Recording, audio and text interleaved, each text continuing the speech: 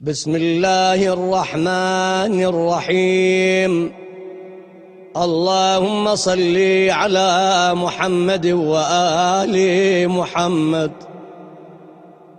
اللهم اجعل صيامي في صيام الصائمين،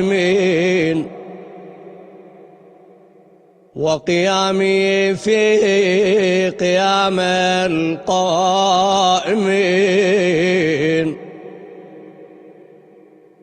ونبهني في عن نومة الغافلين،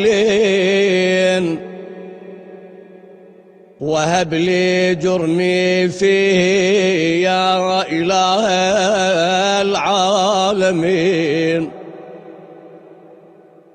واعف عني يا عافيا عن المجرمين، برحمتك يا أرحم الراحمين.